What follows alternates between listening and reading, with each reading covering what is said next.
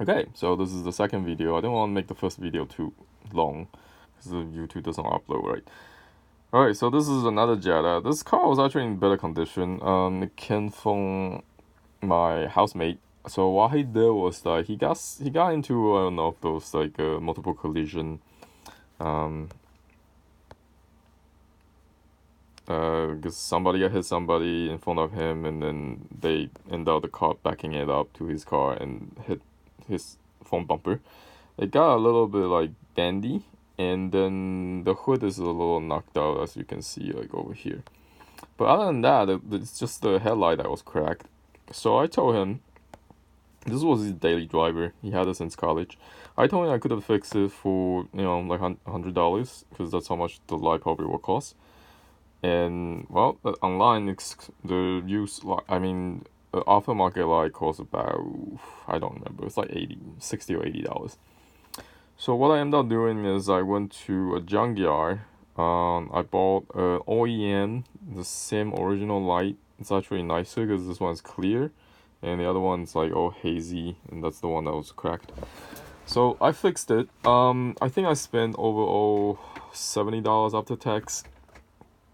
So I had to take the time going to the junkyard. I was working at the time, which is kind of funny. Like, I don't know how I found time. I was postco, and I went pick it up because the hospital I was rotating at was right next to the parts lot that was in Garden City. But anyway, so it took me like, I don't know, 15 minutes putting it in. It was just like 3 screws. You basically snap it in and you just bend the metal a little bit. Otherwise, the car is perfectly functional.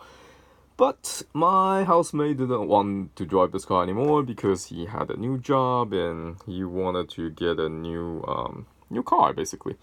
Well, new used car. It was 2015 Mazda. So that was that. So he sold it to me, and because what else we gonna do with this car? Nobody wants it. It was perfectly functional, and I wanted it because it was a manual. I never know how to drive. I never had a chance to drive a manual, and no one ever taught me. So I had him taught me a little bit how to drive a manual, and after I sort of learned it, I could drive it, and I was still gonna stow sometimes because I'm not used to it. Original the plan is to give this car to my dad, and um, my dad's like, he's like 69 or 70 years old at some point, almost. So he said he could drive manual because when he was younger he drove a manual, but after I learned how to drive a manual, I really don't think older people should be driving a manual. It's just a lot of work, even for younger, like, well, I'm a total novice, so it's just not, it's weird. I mean, it's not worth it. I don't understand why people drive manual. Back then, I get it, like, the gas mileage is better, and I also get it's less problem, there's no transmission, so things are easier. But it's just too much work. It's dangerous. Now I see how people like can back into my car in the parking lot. There was a dent over there. I think that was a seagull or something that run in. That's what he told me. But yeah, it was too much work for the manual, so I didn't want my dad to die in it because manual is dangerous. I don't know. Comment below. I mean, if you're old, your response is not as fast as when you're younger. I don't think manual cars are good for you, especially if you live in the city setting. Um, but it was interesting though. It was fun to like learn how to driving it. So I also fixed the door here. That was a little bit like hard to open because this piece of like fender was pushed all the way back, and all I did was just like, I forgot what. I think I loosened the screw a little bit and I bend it out a little bit, just enough so the door can open and close without any problems. So the gap has a seam again. Other than that, this car was pretty good. I mean, there was nothing wrong with it. It was a daily driver for 3 years. There was no leaks. It's just like engine transmission runs smooth. So thankfully, it was really hard to sell. I mean, it was a manual car, and nobody wanted manual apparently. Like, this car really should be worth $3,000 plus, but I ended up to sell it for 1,500. Because again, people don't have money. I think people only have money for $1,500 car. Like, 2,000 is too much for most people for a car, which I kind of understand it. Because when I bought my car, I only paid 2,500. I thought that was like it was really not a lot of money, honestly, but it feels like a lot of money when it's in cash. So yeah, it's weird. Like I bought my RAV4 for 2006 for 2,500. It's like that's nothing, but it feels like a lot of money when you're holding like $100 and $20 bills. But yeah, nobody wanted a manual car. So what ended up happening is there was you gotta love like I forgot where they're from. I think they were from Mexico, like Hispanic people. He not gonna name, but he actually working at Jetta factory when he was in Mexico. So who knows? Maybe he assembled this car at some point. So he know exactly. Well, for one thing, people from like foreign country, they drive manuals because gas is very expensive and it's safe gas to drive manual. Or they just better people. I don't know, more skilled. But he was a Jetta employee, so he know how to put car together, and he doesn't mind the ding and then. He did his testing on the car. Anything you can probably just put it back together. So he bought the car. I was quite happy with that because like that he will appreciate like a fully perfectly working Jetta car. Yeah, so that was pretty good. He also got a really cheap deal. I mean, like 1,500. Where are you gonna get that? Like for drivable car? This is not too bad the mileage because it's well maintained. I mean, this is a Jetta car, but then again, he works in a Jetta factory, so he know what he's buying. And he know how to fix it if there's anything wrong. Like, so yeah, that was interesting. So I'm just happy that he got it, and I don't mind because I think how much I pay for this? I pay $700 on. Wait, no, yeah, 710 maybe.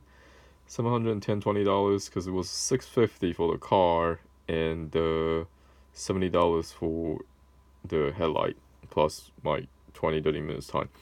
The car did sit for a while though, like because I was working at the time and I wasn't really aggressive selling it because I thought I could get more for it for some reason because I had no idea how hard it is to sell a manual car. And so those cars sat for a while. It was like I think I let it sit for like 6 months before I even listed. Like I had it in my lot for I had it for a long time. It took like a month to sell it, but after I listed, but it's just like it's been sitting for a long time. I did occasional drive, just around the neighborhood, but yeah. So this was okay. I mean, I got it cheap enough. I did make some money from it. I think so. What did I make? Yeah, I made like $700. Not too crazy, but it's okay. I mean, the amount of work I put on this, it's like still again a lot of people coming and look, and it's kind of annoying, and they take a lot of space. Yeah, you know why it's not worth it. Like I like cars. It's just selling. The profit margin is pretty good.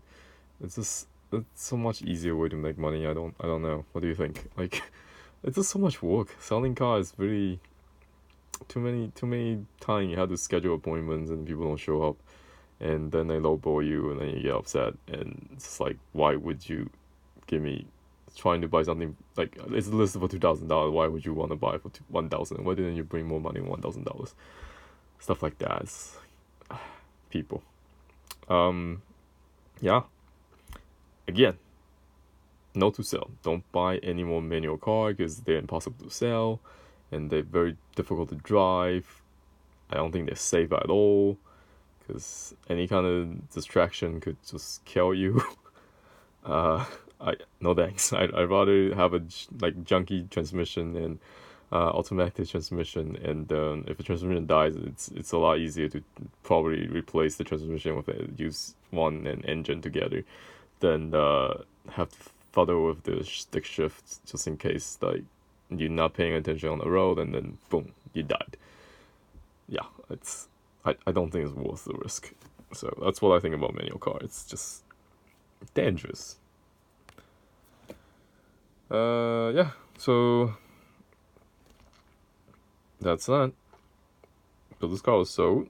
And now I'm just waiting for, let's see, this car to be sold. Again, trying to sell for $2,000. This car is actually pretty nice. It's 2007. It has a lot of ding and dang, like rust over here. And there's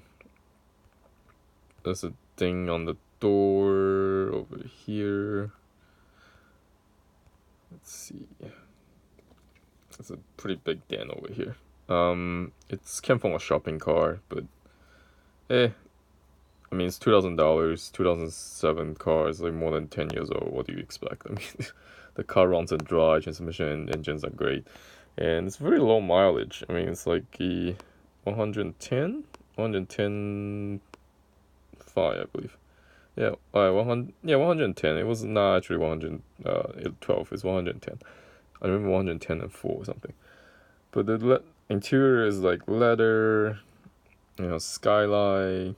If I needed a car, I would have just keep it. But then I already have two cars. I also like to have like I like my RAV4. I'm trying to get a Ford Transit because it's just it can camp inside of it. But anyway, that'll be another video. But I like my RAV4. Oh, I guess my iPad died. I like my RAV4 because it's just a bigger car. Anyway, so that's what I think about manual cars and used car for, I guess, flip. This will be a flip. I only sold 2 cars this year. I could legally sell 5. So after this Jetta, that's 3. And I have no plan on, maybe I'll sell one of my car, like the one I'm driving. I have no plan selling any more cars, and the most I can sell is probably 3 or 4 this year. It's still good. I mean, it's under the 5 limit. And yeah, I don't think I'll do car flipping. I do like to fix them. I just don't like the process of like selling the car. It's pain, but oh well. Let me know what you think, and yeah, see you in the next video.